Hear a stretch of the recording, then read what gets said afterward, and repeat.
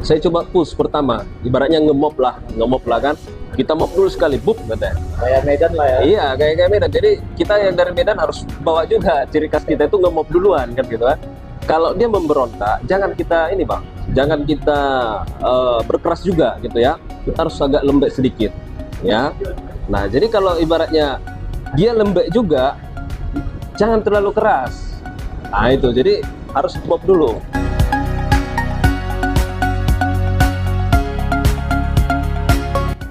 Prabu MSI, jumpa kembali rekan kita sekalian.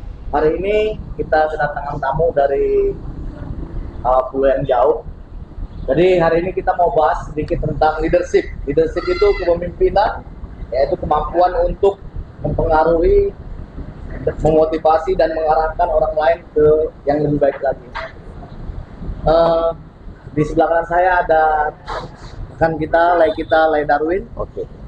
Salam kenal, Lay. Mungkin Salam baru kenal, kita Bang. jumpa ya. Iya, baru kali ini bang. Boleh memperkenalkan sedikit, Lay, tentang kegiatan sehari-hari? Oke ya, terima kasih. Jadi saya perkenalkan diri dulu. Ya, nama saya Darwin Pasaribu. Bekerja di salah satu perusahaan pabrik sawit. Ya, tidak saya tutupi lah ya, di Union Sempurna Triputra Persada. Ya, jabatan sekarang di asisten mill manager. Ya, jadi ya salam kenal juga buat abang yang sudah ini menyempatkan waktu lah kita bertemu di sini. Ya, saya pun mungkin sudah banyak yang kenal juga ya. Salam kenal juga buat teman-teman semua. Mungkin itu aja dulu bang, perkenalannya. Sebelum masuk ke topik lah, Oke. nanti mantau ada yang naksir kan. Udah berkeluarga atau masih lajang? Oke, kalau status saat ini sudah berkeluarga ya. Sudah berkeluarga ya. Sudah 3 anak, istri masih 1 ya, dan 1 lah untuk selamanya. Oke. Jadi Lay, hari ini kita mau bahas sedikit tentang leadership di dunia perkebunan, khususnya di pengolahan kelapa sawit. Ya. Kalau boleh tahu, Lay, selama pengalaman dalam bekerja di pengolahan kelapa sawit, gimana sih sebetulnya cara menjadi seorang leader di tengah-tengah karyawan untuk mendapatkan sesuatu hasil yang maksimal?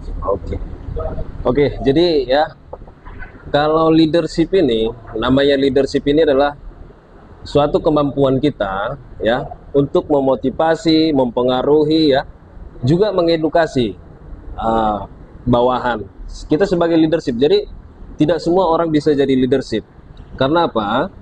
Leadership ini butuh skill ya, leadership skill namanya. Jadi leadership skill. Jadi kita harus butuh ini, harus punya apalah ya, skill.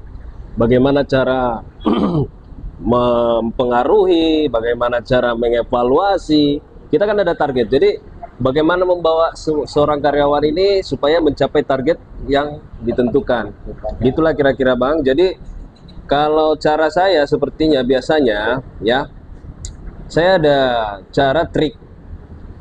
Kepemimpinan ini ada 2 cara. Satu yang otoriter, yang satu lagi demokrasi ya.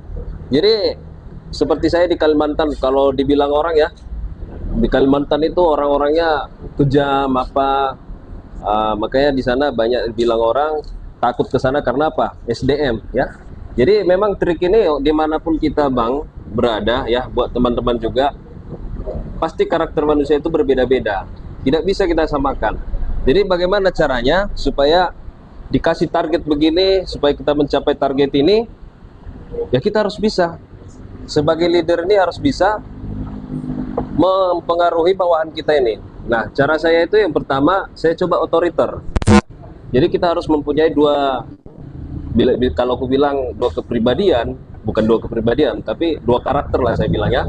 Kita harus bisa, apalagi di lapangan, kita harus bisa sebagai otoriter atau keras kepala, dan kita harus bisa juga bang sebagai demokratis. Demokratis maksudnya kita harus mendengar dari bawah ya. Nah, yang pertama saya coba itu lakukan otoriter. Saya coba push pertama, ibaratnya ngemop lah kan. Kita mop dulu sekali, bup katanya. Kayak Medan lah ya. Iya, kayak Medan. Jadi kita yang dari Medan harus bawa juga ciri khas kita itu ngemop duluan kan gitu kan. Kalau dia memberontak, jangan kita ini bang, jangan kita berkeras juga gitu ya. Kita harus agak lembek sedikit ya. Nah, jadi kalau ibaratnya dia lembek juga, jangan terlalu keras. Nah itu, jadi harus stop dulu.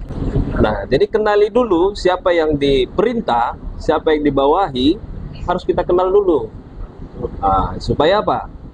Banyak, saya cerita sedikit bang. Banyaklah. Saya bukan menjelekkan staf ya. Saya bukan menjelekkan staf karena saya pun staf juga. Saya punya pengalaman, ada teman-teman staf juga bang.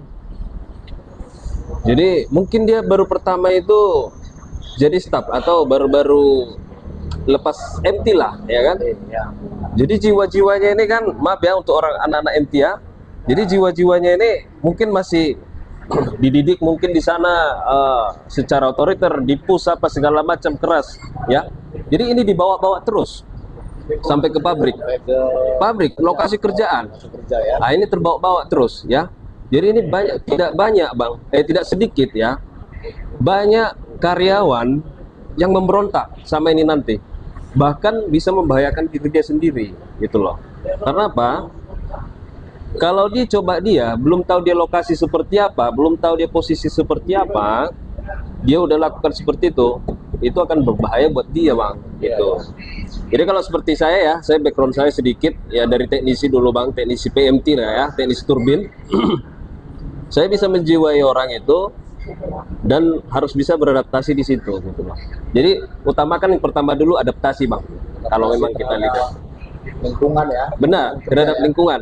Jadi supaya beradaptasi dulu, kita kenali dulu orangnya satu-satu, ya kan. Nah, cara kepemimpinan kita itu gimana? Yang kedua ya, tadi ada otoriter, demokratis ya gitu. Baru yang ketiga, setelah dapat ini bang, kita kenal orangnya ini, ya. Setelah kita dapat strateginya ini, ya kita pakai strateginya pasti berbeda-beda.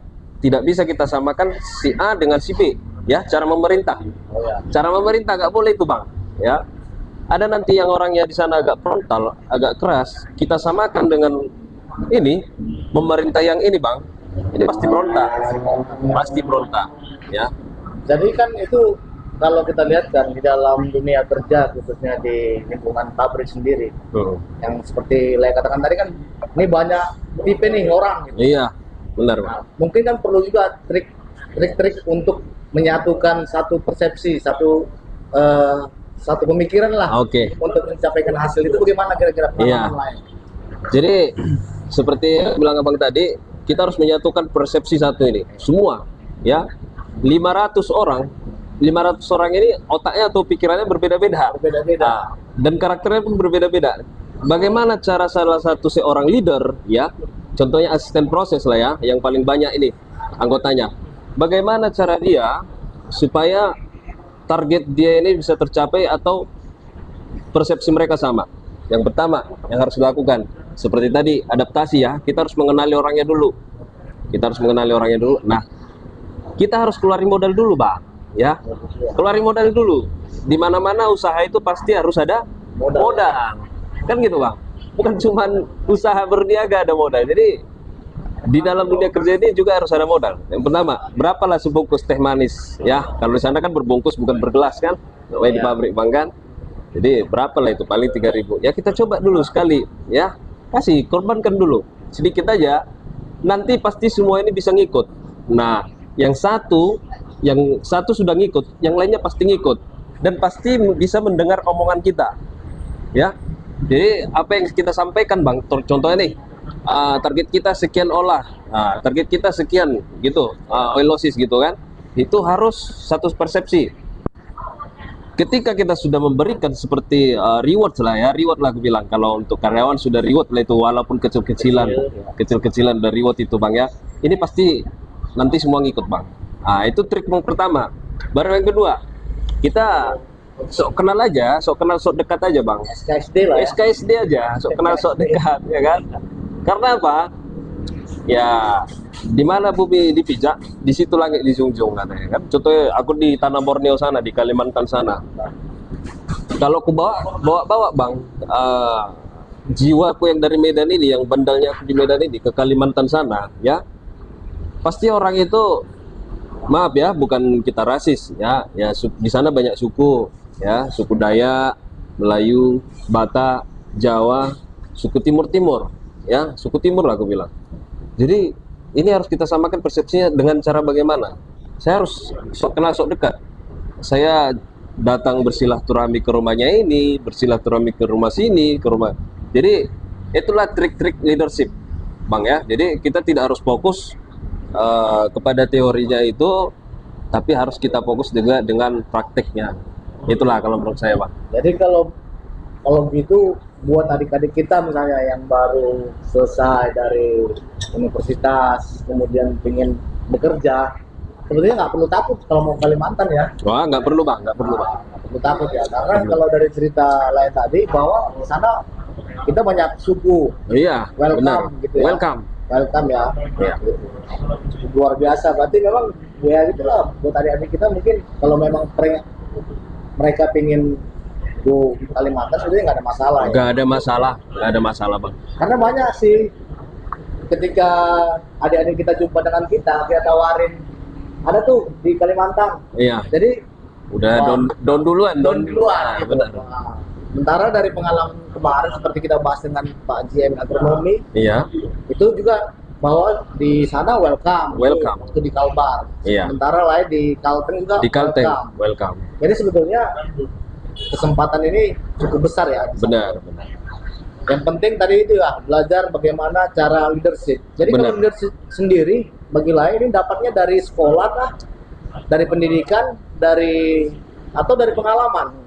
Oke. Jadi kalau leadership ini ya, yang pertama memang kita dapat dari sekolah ya, dari sekolah. Yang pertama ya, kita ada contohnya di sekolah ya, kita dibuat ada salah satu ketua kelas. Itu leader ya. Itu leader itu. Baru kita belajar bukan teori, tapi kita melihat ya, kita melihat dari pengalaman apa segala macam. Nah, tapi yang paling banyak kita dapat ilmunya itu untuk leadership ini ya memang di kerjaan, Bang ya. Di kerjaan itu ya kita training, dan di lapangan juga. Di lapangan seperti tadi yang saya sampaikan ya. Jadi salah satu kasus pernah saya hadapi ya. Saya cerita sedikit, Bang. Pernah waktu itu memang di tempat saya ini agak keras orangnya, agak keras. Dan di sini pun karena mereka sudah merasa lebih tua ya, jadi mereka tidak menghargai staf. Nah, tidak menghargai leader ya. Jadi bagaimana caranya ketika mereka ini memberontak gitu. Dan pada saat itu ada kasus pas mill manager saya tidak ada di situ ya. Pas mill manager saya tidak di situ. Jadi ada perubahan jam kerja dari HO, dari pusat. Dan ini harus saya terapkan. Padahal saya sendiri di situ ya. Saya sendiri yang mengambil keputusan. Seharusnya kan yang mengambil keputusan mill manager. Nah, di sini berontak semua ini ya, berontak. Nah, Karena perubahan jam kerja tadi. perubahan jam kerja yang mereka pikir itu merugikan mereka, padahal tidak ya, hanya perubahan jam masuk aja, perubahan jam masuk. Malahan lebih menguntungkan karena apa? Di hari Minggu lemburnya ya kali 4 lah ya, kali 4 ya kan. Jadi oke, itu ke lembur lah. Jadi ini bagaimana cara menyatukan ini semua lagi supaya suasana adem ya kan? Karena mereka sudah mengancam bakal mencelakai ini semua staf. Ya pimpinan tertinggi di situ saat itu ya saya sendiri, ya kan gitu, Bang kan. Nah, jadi kita sebagai leadership harus berpikir tenang, jangan terburu-buru ya. Walaupun sebesar apapun masalah, sebesar apapun ancaman, jangan pernah panik. Itu aja, Bang, jangan pernah panik. Karena apa? Kalau kita panik, kita tidak bisa ngambil keputusan. Kita tidak ngambil keputusan dan akan salah ngambil keputusan. Nah, jadi bagaimana caranya tadi ini untuk supaya bisa adem lagi dan supaya pabrik bisa berjalan, ya PMKS bisa berjalan, kita harus mundur. Seperti yang saya bilang tadi, kalau yang di bawah kita ini sudah keras, kita jangan berkeras, ya. Jadi untuk teman-teman lah ya, untuk rekan-rekan staf juga semua yang nonton video ini, ya mungkin ada kasus lebih hebat lagi yang daripada saya alami, tapi yang saya alami sendiri, saya di kampung orang, dan kampung orang ini saya diancam gitu. Bagaimana supaya saya bisa lepas dari sini? Ya itu caranya ya, kita mundur dulu sedikit ya, nanti persoalan ini bisa diselesaikan di belakang, Bang, gitu. Dengan mundur sedikit mungkin kita bisa berpikir lebih jernih ya. Benar. Karena kalau kita pikir terus marah harus semaunya ini gitu, nggak bisa, ya. Jadi kalau saya tangkap sih sebetulnya sebagai seorang staf yang bekerja di BMKS, berarti memang yang paling dituntut adalah bagaimana manajemen orang, Benar, manajemen orang ya. iya, Selain daripada memberikan suatu keputusan, iya, benar bang. manajemen orang. Jadi lain selama di Kalimantan lah, kira-kira apa sih yang bisa dibagikan buat adik-adik kita nanti yang ingin berangkat ke Kalimantan agar mereka lebih baik, lebih siap gitu, supaya jangan nanti tiba-tiba menghadapi masalah, aku Oke. mundur lah, pulang gitu. Iya, Bisa dikasih lah pesan-pesan buat teman-teman kita. bisa ya. Jadi sedikit pesan-pesan, sedikit juga pengalaman saya bagikan sama teman-teman juga ya. Saya ceritakan juga. Tidak sedikit orang dari sana juga baru nyampe di Kalimantan, 1 hari kerja atau 1 minggu lah aku bilang paling lama, itu langsung resign. Karena apa? Nah, itu tadi harus betul-betul matang dulu ya, dan harus betul-betul ikhlas ya. Nah, yang tadi aku bilang matang itu adalah mentalnya bang, harus siap ya. Karena di sana dibilang itu, sana pegang mandau lah, apalah ya, potong kepala lah ya. Kalau kita di sana sopan, sama juga apabila orang datang ke rumah kita, kalau kita orang itu tidak sopan, kita pasti marah, pasti marah ya. Jadi kita harus menghargai adat di sana. Itu yang pertama ya. Baru yang kedua, caranya tadi ya, kita harus ini siapkan apa yang perlu dibawa sana. Kita mau ngapain ke sana, gitu ya kan? Kalau mau memang bekerja, ya siapkan untuk bekerja. Bawa ilmu ya untuk dekat ke sana. Bawa ilmu untuk dibagi di sana. Nah, karena kalau aku lihat bang, orang lah ya SDM di Kalimantan sana itu, mereka itu lebih senang ketika ada yang didapat dari kita, bukan uang ya, tapi pengetahuan ilmu. Karena kalau saya lihat orang-orang Kalimantan ini ya, mereka untuk mendapatkan ilmu itu juga oke loh bang, ibaratnya semangatnya kuat ya, semangatnya kuat, penasarannya kuat juga. Jadi untuk teman-teman rekan-rekan yang berencana mau ke Kalimantan, nggak usah takut ya, nggak usah takut. Saya di sana sudah hampir 3 tahun lah. Sebelumnya kan dari Bangka Belitung ke Palembang, baru ke Kalimantan. Tapi sebelumnya itu saya sudah keliling hampir seluruh Sumatera Utara, Sumatera lah aku bilang. Keliling ya. Udah keliling waktu teknisi kan bang ya, mulai dari Lampung sampai Aceh juga sudah saya jalani juga ya. Jadi yang mau ke Kalimantan, saya juga dulu bawa keluarga ke sana, saya sempat down ya. Saya nggak ada kenal di sana siapa-siapa. Tapi karena itu tadi ya, kita memang mau bekerja ya, kita harus jaga istiadat di sana ya, kita harus sopan di sana gitu loh bang. Jadi yang pertama itu yang harus disiapkan itu untuk rekan ke sana, mental ya, kesiapan diri kita, contohnya ilmu ya. Baru yang kedua, jangan lupa bawa, maaf bang, bawa otak itu ya. Iya agak kasar memang, tapi jangan lupa bawa otak. Karena apa? Kalau nggak dibawa otaknya sana bang, bahaya memang ya. Jadi maaf, memang agak kasar katanya, tapi memang begitulah cara saya menyampaikan pesan dan kesan buat teman-teman semua ya. Mungkin itu aja bang yang saya sampaikan pesan-pesannya. Terima kasih banyak Le atas berbagi pengalamannya.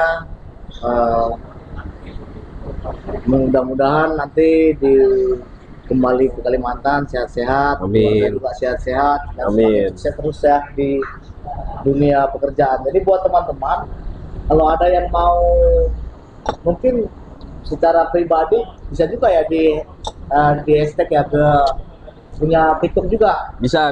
Like kita ini, TikToknya apa?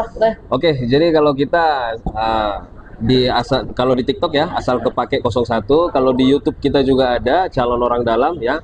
Kalau di Facebook kita juga ada Darwin Pasaribu. Yang sudah kenal ya jangan lupa juga ikuti juga lah ya. Mungkin itu aja bang. Jadi kalau pingin sharing ataupun berbagi, boleh langsung ke, selain di MSI, kita juga langsung boleh langsung ke orangnya. Iya. Jadi begitu aja Le. Oke. Salam sehat. Salam sehat. Sukses selalu. Sukses selalu. Bravo, MSI.